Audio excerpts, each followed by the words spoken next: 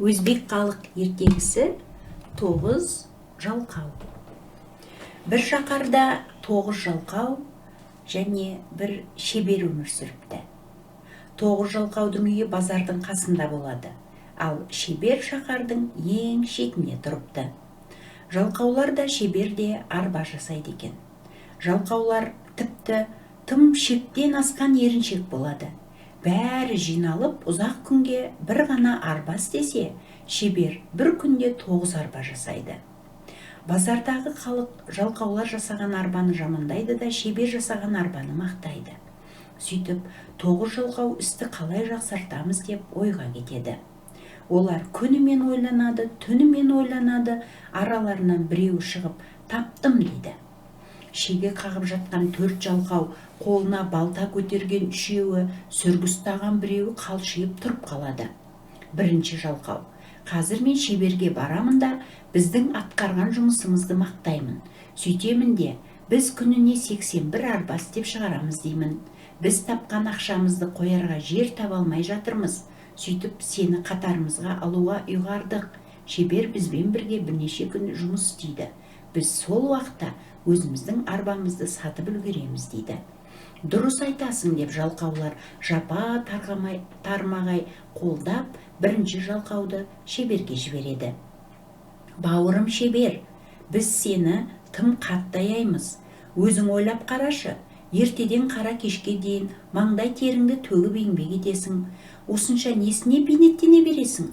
Бәрін таста да бізге кел. Жарайды, барсам барайын, дейді шебер. Бәрі бірігіп жұмыс істей бастайды. Жалқаулар аптаған ыстықтан қаймығып көлеңкеде жата береді.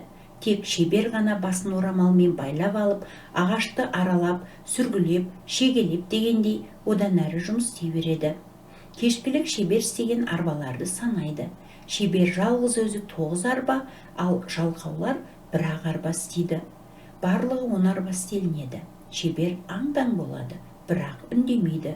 Базарда жалқаулар істеген арбаны ешкімде сатып алмайды, ал шебер жасаған арбаны жұрт жапа тармағай сатып алып кетеді. Сонымен шебер жалқауларды іске үйрете бастайды, бірақ оның ол әрекетінде ештеңе шықпайды. Сөйтіп шебер жалқауларды тастап үйіне кетіп қалады.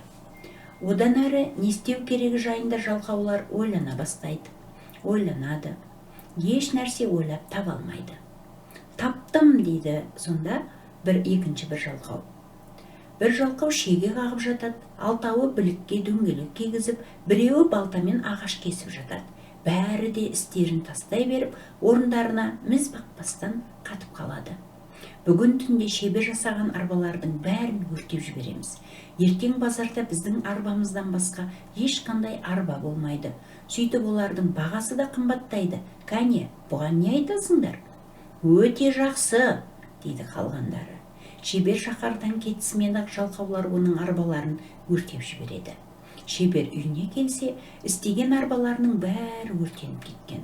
Мұны кім істегенін іштей сезеді. Болар іс болды дейді де, еш нәрсе көрмеген кісіше іске кіріседі. Жалқаулар арбаларын базарға сатуға апара жатып, жолшыбай шебердің үйіне соғады. Келсе шебер өлеңдетіп арбасын істеп жатады. Сәлем шебер, қал қалай? Бәрі ойдағыдай ма? Я, бәрі жақсы, деп жауап қайтарады шебер. Біз сенің арбаларың өртеніп кетті деп естідік, рас па? Рас, дейді шебер. Арбаларымды баяғыда өртеп жіберу керек еді, бірақ қолым тимей қойған. Менің бақытыма орай қайырымды адамдар табылып, оны өртеп жіберіпті. Мен тіпті қатты қуандым. О, неге? Деп қайран қалады жалқаулар. Жай әншейін, маған көп күл қажет еді. Я, дейді шебер сонда. Базарда арбаның күлін алтынға айырбастайды, салмағына салмақ. Арбаның күлін алтынға айырбастап, базардан жаңа ғана келіп отырмын. Жалқаулар да үйлеріне тездете оралып, өздерінің арбаларын өртейді. Сөйтіп өртенген арбаның күлін қапқа салып, сатуға базарға барады. Кімге арбаның күлі керек деп жалқаулар жар сала бастайды. Жақсы арбаның күлін сатамыз. Бір қоржын күлді бір қоржын алтынға айырбастаймыз. Жұрт көздерінен жас аққанша күледі. Сөйтіп, қолдарына таяқ алып, жалқаулардың барлығын базардан қуып шығады. Жалқаулар тым қатты ашуланады. Олар шеберден өш алмақшы болады. Жалқаулар түн ортасы болғанда шебердің қорасына келіп, оны ұрып кетпекші болады. Сөйтіп жүргенде олар байлаулы тұрған есекке соқтығады. Есек оларды теуіп кеп жібереді. Ыза болған жалқаулар есекті ұра бастайды. Есекті өлгенше ұрады. Таңертең шебер түрегеліп қораға келсе, өліп жатқан есегін көреді. Шебер қатты назаланып, есекті арбаға салып алып, қырға шығады. Ол үлкен қырманға келіп, арбадан есекті түсіреді де, бидайы бастырылмаған маяның қасына аяғынан тік тұрғызып қояды. Қырман иесі Сәлімбай анадай жерде таңертеңгі тамағын ішіп отырады. Ол маяның қасында тұрған есекті көре сала айғайға басады. Ых-ых, ых-ых деп есекті қуа бастайды. Ал есек тұрған орнынан қозғалмастан тұра береді. Сәлімбай жүгіріп келіп, жансыз есектің жауырынынан таяқпен салып қалады. Есек жерге құлап түседі. Уай деп байбалам салады шебер. Сен бай менің есегімді неге өлтірдің? Сәлімбай шошып кетеді. Шырағым шебер деп жалына бастайды ол. Тым қатты дабырламашы, ешкім мұны білмесін. Жоқ, менің есегімнің құнын төле. Шебер бұрынғыдан да қатты бажылдайды. Солай деді де ол Сәлімбайға сырға ала ұмтылады. Жоқ, тоқтай тұр, қанша керек, мен құнын төлейін. Сөйтіп бай шеберге 16 теңге есептеп береді. Шебер үйіне қайтады. Жолшыбай келе жатып жалқауларды кездестіреді. Сәлем шебер дейді жалқаулар. Сәлем деп жауап қатады шебер. Қалың қалай, не жаңалық бар? Жаңалық көп деп жауап қатады шебер. Бүгін түнде менің есегім өліп қалды. Мен оны базарға апарып саттым. Көрдің бе міне, өлген есекке көп алтын алдым. Шебер шиланының аузын ашып, ішіндегі алтын теңгелерді көрсетеді. Алтын теңгелерді көргенде жалқаулардың көздері шарасынан шығып кете жаздайды.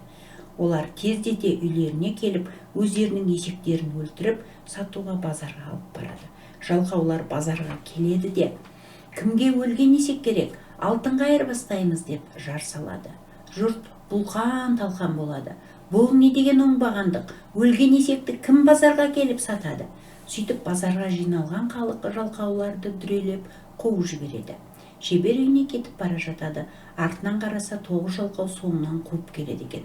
Шебер, олар 9, ал мен болсам жалғызбын деп ойлайды да жазық далаға қаша жөнеледі. Жалқаулар оның соңынан тұра қуады. Шебер жылдам жүгіріп келе жатса, қарсы алдынан қой айдаған Сәлімбай кезіге кетеді. Ей деп айқайлайды бай, қайда жүгіріп бара жатырсың? Сен естімеген бе едің? Мені шақ етіп сайлады. Бай толқып кетеді. Сендей кедейді шақ етіп сайлады ма? Бұл қалай? Сенің басың бас емес асқабақ қой. Мен болсам баймын, одан да менің шақ етіп тағайындасын деп айқай салады ол. Егер олай болса, онда анау қырдың астына қарай тұра жүгір дейді шебер. Шақ болуға құмартқан бай жанталаса жүгіре жөнеледі. Ал шебер шапанын теріс айналдырып, бет-аузын орамалмен байлап, жол жиегіндегі орға отыра қалады. Осы кезде оның қасынан ентіккен жалқаулар келіп, шеберге айқай салады. Осы жерден бейтаныс бір адам өткен жоқ па деп сұрайды олар. Өтті деп жауап береді шебер. Өткеніне көп болды ма? Жоқ, жаңа ғана өтті деп шебер көз ұшында жүгіріп бара жатқан байды көрсетеді. Әне кетіп бара жатыр. Жалқаулар алысқа көз тігіп байды көреді де соңынан тұра қуады. Шебер үстіндегі халатты, басындағы орамалды шешіп тастап үйіне қайтады. Ал жалқаулар осы уақытқа дейін далада байды қуып босып жүр деседі.